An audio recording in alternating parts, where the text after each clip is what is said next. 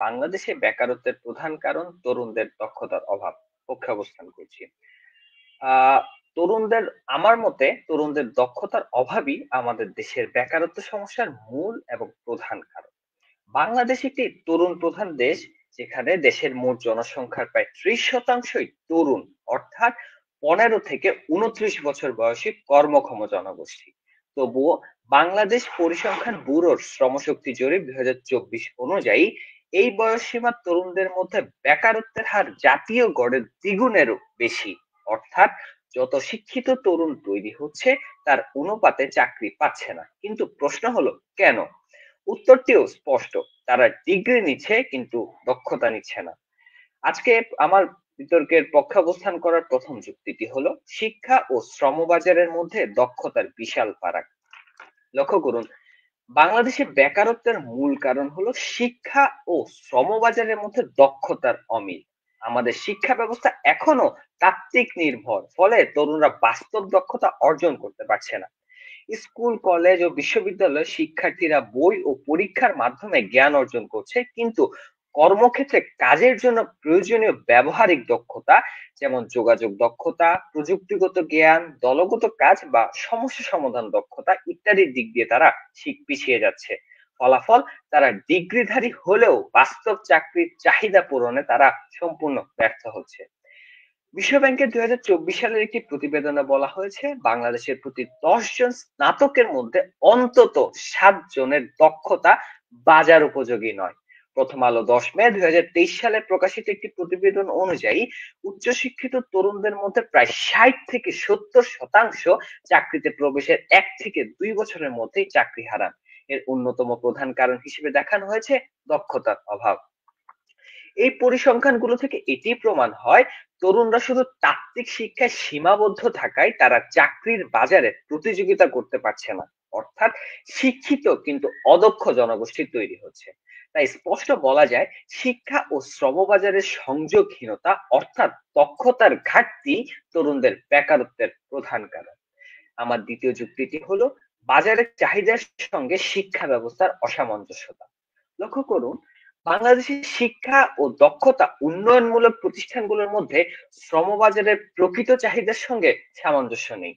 বর্তমান যুগে চাকরির বাজারে ডিজিটাল দক্ষতা, প্রোগ্রামিং, ক্রিয়েটিভ চিন্তা, যোগাযোগ ও সমস্যা সমাধান ক্ষমতার চাহিদা সবচেয়ে বেশি।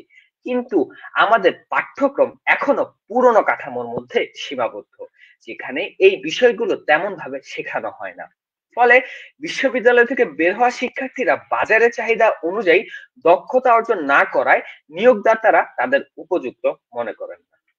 আন্তর্জাতিক শ্রম সংস্থা আইএলও এর প্রতিবেদনে বলা হয়েছে, বাংলাদেশের তরুণদের মধ্যে স্কিল মিসম্যাচ অর্থাৎ চাহিদা ও দক্ষতার অসামঞ্জস্যতা দক্ষিণ এশিয়ার মধ্যে ব্যাপক। এমনকি অনেক প্রতিষ্ঠান দক্ষ কর্মীর অভাবে বিদেশ থেকে কর্মী আমদানি করছে, অথচ দেশে বেকার তরুণদের সংখ্যা কোটি ছাড়িয়েছে।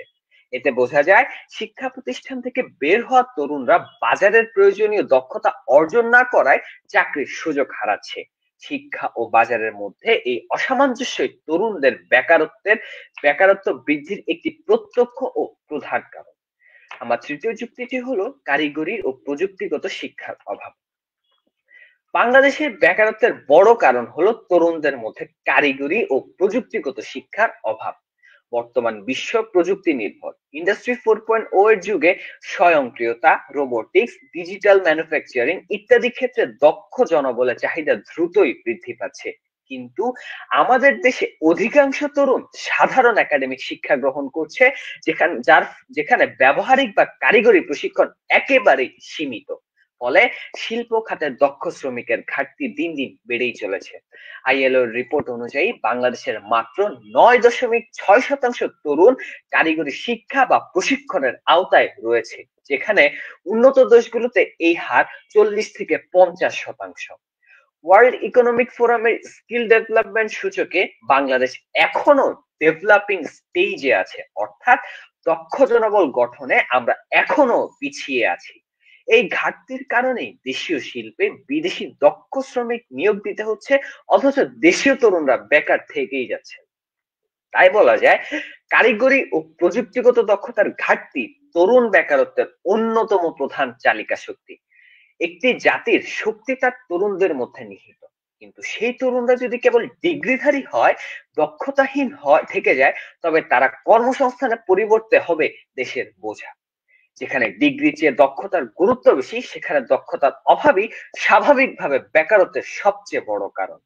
আমরা যদি তরুণদের হাতে শুধু সার্টিফিকেট নয়, বরং প্রকৃত দক্ষতা তুলে দিতে পারি, তাহলে বাংলাদেশের তরুণরা চাকরির আবেদনপত্র নয়, নিজের ভাগ্য নিয়ন্ত্রণ নিজেই লিখবে। তাই আমি দৃঢ়ভাবে বলছি, বাংলাদেশের বেকারত্ব সমস্যার মূল শিকড় হলো তরুণদের দক্ষতার ঘাটতি।